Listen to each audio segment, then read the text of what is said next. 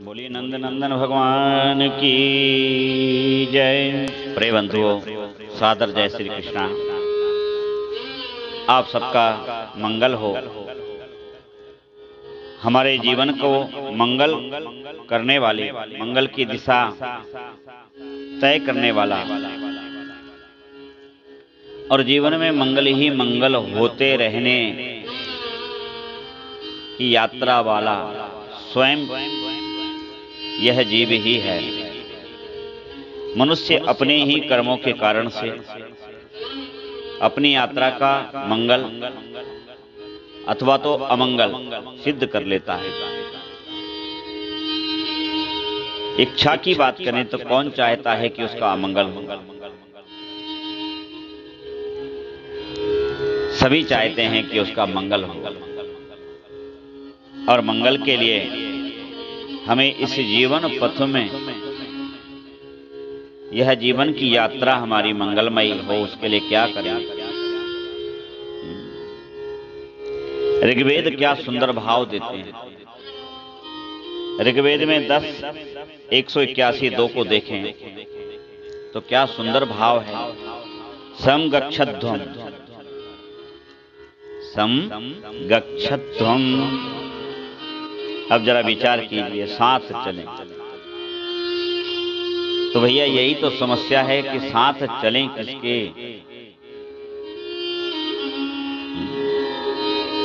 किसके साथ चलें? संग गच्छत। तब कहा कि साथ किसके चलें? तो सत्य पुरुषों के साथ चलें, संतों के साथ चलें। उससे क्या फायदा होगा? फायदा यह होगा कि वह सद्मार्ग की ओर ही ले जाएंगे। संग गच्छध्वम, साथ चलिए किसके? संतों के, सद्गुरुओं के, सज्जनों के। इससे क्या होगा? इससे जीव की यात्रा शुभ मंगलता प्राप्त करेगी। अब जरा विचार करिए कि ठीक जैसे हम किसी नाव में यात्रा कर रहे हैं और हमारे साथ और भी लोग नाव की यात्रा कर रहे हैं, किंतु इस यात्रा में एक आनंद पर्व की बात है कि हम नाव में बैठे हैं और यदि किसी पवित्र नदी में हम यात्रा कर रहे हैं, तब हम नाव में बैठ करके कुछ अन्य चेष्टाएं भी कर लिया करते हैं। जैसे कि हम थोड़ा झुक करके हाथ में जल लेकर के या तो उससे खेल खेल लिया करते हैं, या पवित्र नदियां हैं तो अपने ऊपर छिड़क करके अथवा तो आचमन करके स्वयं को पवित्र मान लिया करते हैं। किंतु क्या वह तैरने वाला चाहे तो उस नाव से कूद करके नीचे जल में जा सकता है? नहीं जा सकता, क्योंकि उसके जाने से नाव का संतुलन बिगड़ जाएगा। और जब नाव का संतुलन बिगड़ेगा तो जीवन दर्शन का संतुलन बिगड़ जाएगा। आपको तैरना भी आता है तो आप तैर करके बाहर निकल जाएंगे, किंतु आपके कारण जाने कितने लोग संकट को प्राप्त हो जाएंगे,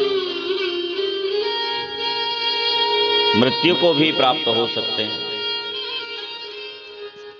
तब हम ऐसी चेष्टा नहीं कर सकते। ठीक उसी प्रकार आप ऐसे माने कि हमारे यात्रा का जो पुण्य क्षेत्र है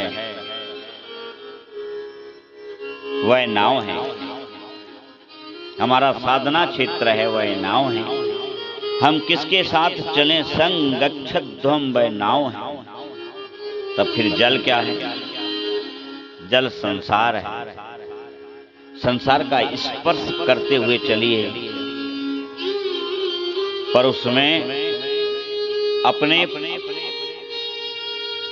लाभ के लिए, अपनी प्रसन्नता के लिए जब चाहे छलांग मत लगा दीजिए, अन्यथा समाज का संतुलन बिगड़ेगा और समाज के जाने कितने लोग हानि को प्राप्त होंगे।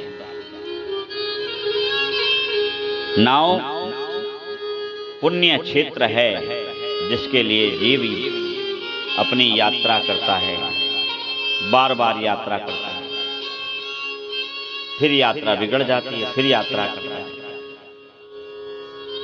तब सावधानी क्या है? सावधानी यही है कि हम संग्रह भी कर लेते हैं। अगर पवित्र नदी है और हम जल पात्र लिए हुए हैं तो खाली पात्र को हम उस पवित्र नदी से नाव से झुक करके भर लिया करते हैं, किंतु कूद करके नहीं भरा करते।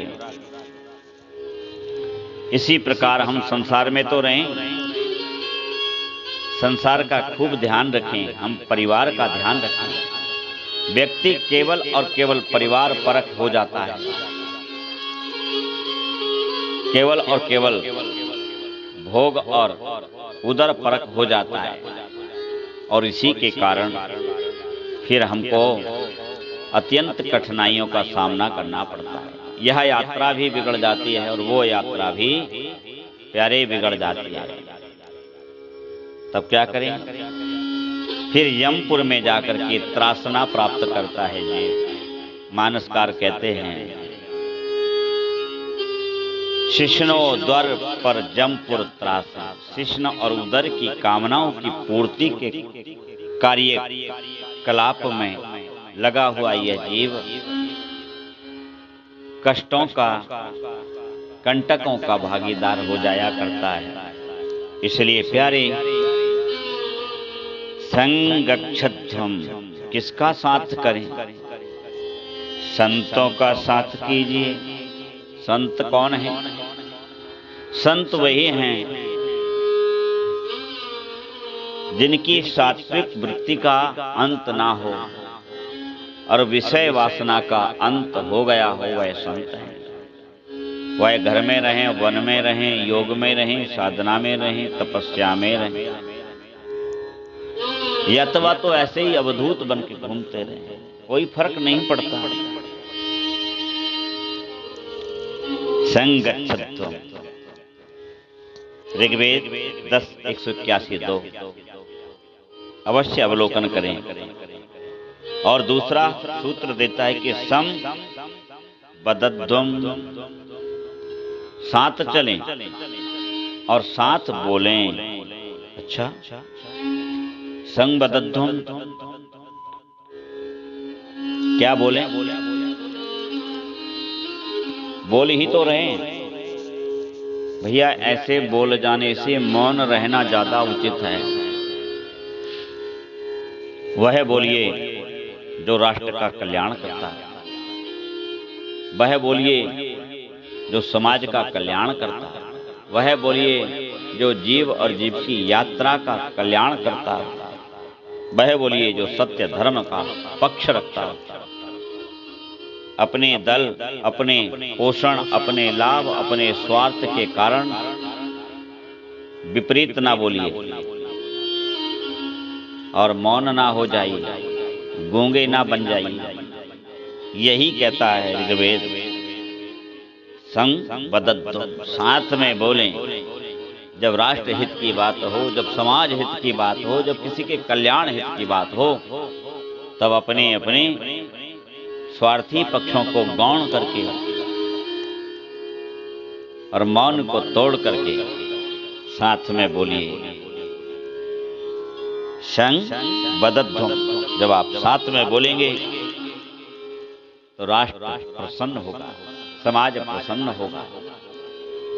ये पृथ्वी, ये आकाश, ये वायु, ये जल, ये अग्नि, ये आकाश,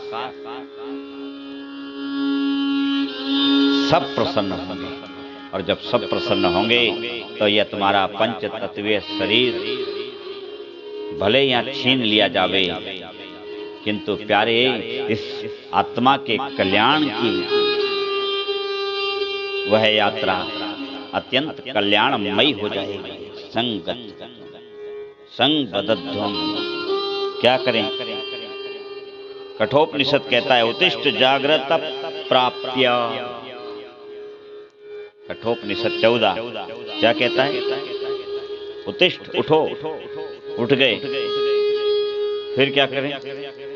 जागो, जाग गए, फिर क्या करें? खाएं पिएं, फिर सो जाएं और मर जाएं। खूब धन जोड़ें, और उसको यहीं छोड़ जाएं? क्या यही जीव की यात्रा है? धन व्यक्ति के निधन तक ही साथ रहता है, उसके बाद किसी और का हो जाता है। तो इसलिए निधन से आगे क्या है, उसके लिए जागिए। जागृतम, उत्तिष्ठ, उठिए। जागृतम, केवल नींद से जाग जाना, जागना नहीं।